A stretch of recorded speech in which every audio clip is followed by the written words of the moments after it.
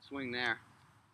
Now, to put a few last touches and pieces on what we've been talking about the last several weeks, I want to discuss a little bit about visualization on the golf course. Okay. And that combines kind of with game management as well.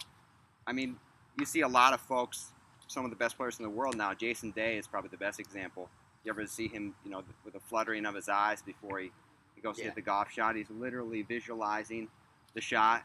Now, I'm not going to, expect you to do that if you don't want to, but there's got to be some element of visualization and kind of mind management when you're out there on the course if you want to start to really take it to the next level. Do you have any thoughts on that, or do you kind of practice any of those tendencies?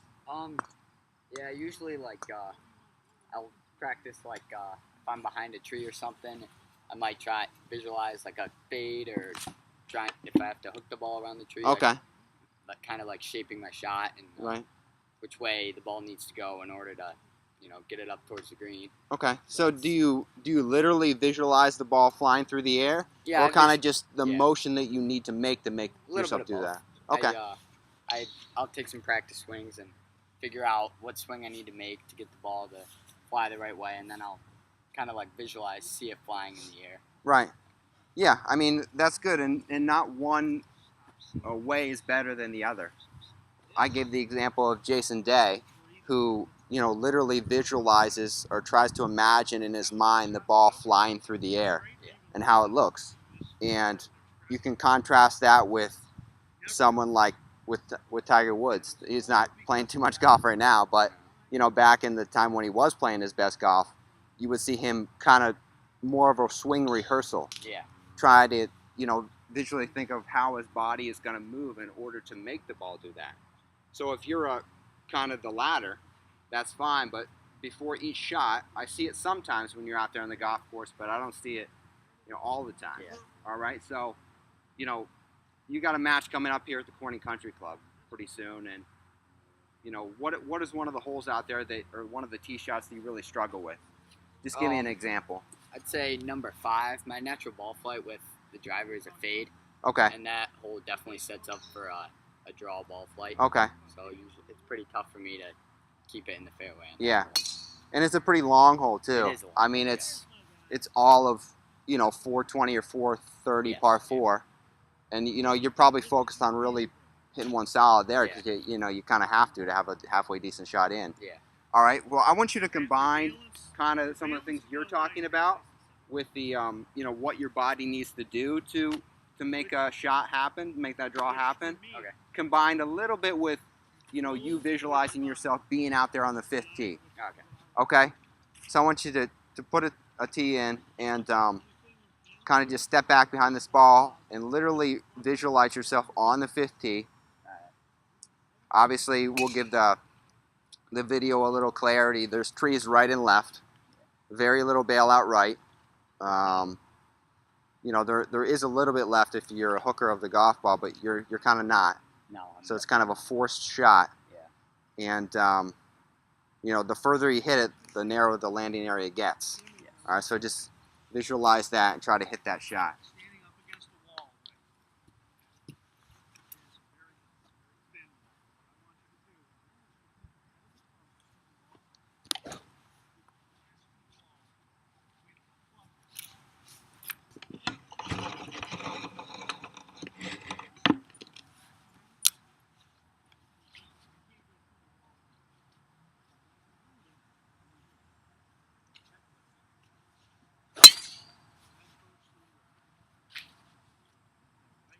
How'd you do? I drew. Yeah. Probably drew a little too much. Yeah. Probably left rough. Yeah. If we're thinking right out here on the 5th fairway.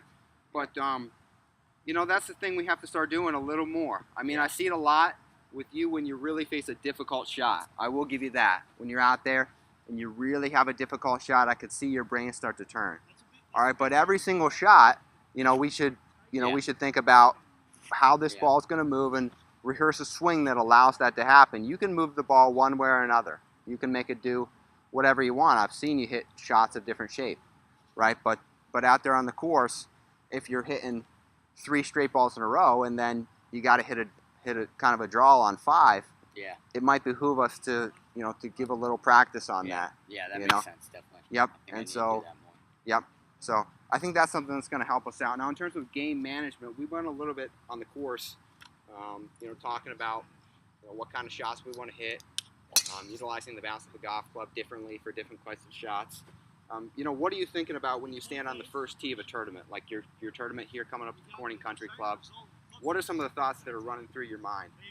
The first tee, normally I'm just trying to swing as smooth as I can, just get some solid contact and a ball that's halfway decent, so I can get the nerves settled a little bit and Right. everything all set. And I know for this course at least, on number one, if you miss right, that's okay, and which is good for me because I tend to fade it. So Sure. I know I can just swing smooth and kind of swing my normal swing, and I'll be okay. Sure. Now you gave me, I was kind of setting you up there.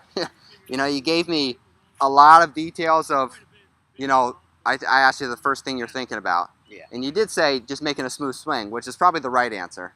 But then we got into a little bit of, what's here and what's there and what could go wrong and what place to miss. And those are all things we should be cognizant of. But, I think a lot of that should be done, kind of right here on the practice tee. Okay. And I don't want to contradict my last statement where I said, we need to visualize a shot. That's fine. But I think you can correct me if I'm wrong. Be honest with me here. You're standing on the first tee. You might be thinking about the fifth hole. Yeah, that's true. Long hole. Yeah.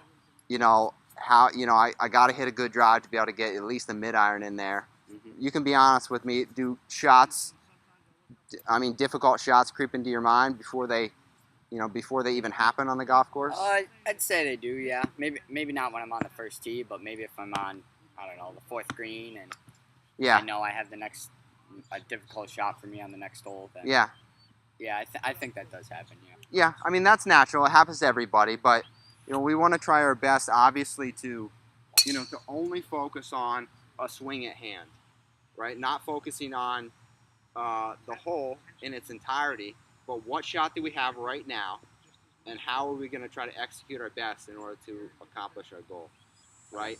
And if we start thinking that shot by shot, it's cliche, I guess, but if we start thinking shot by shot, we're much more prone to be focused on every individual shot. Yeah. And that's what's going to really propel us to the next level. Okay? Yeah, makes sense. So, so you've just hit that shot on 5. You're in the left rough. I would gauge you're probably 180 yards to the green. Yeah, something around that. Yeah. So what club are you going to need? Probably a 5-iron. Okay. What I got in my hand, I'll get a 5-iron for you. Just hit the next shot for me.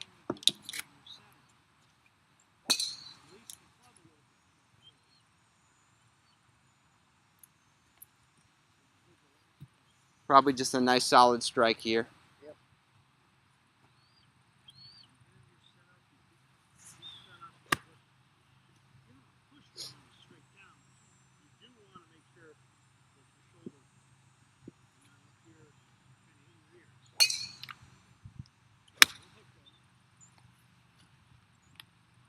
The middle of the green, man.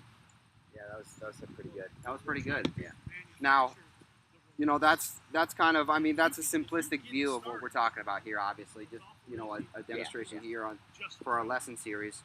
But I think it would be a lot better for you if we could do our best just to focus on, like you said, what it takes to be able to hit a particular shot, and focus less on the hole or the course in its entirety and what the goal is. Okay. Right? Each individual shot, like I've been saying a long time, you're a good player. You make good swings. Those swings are going to propel you to good scores. Okay. Okay? All right. Hit a few more shots for me.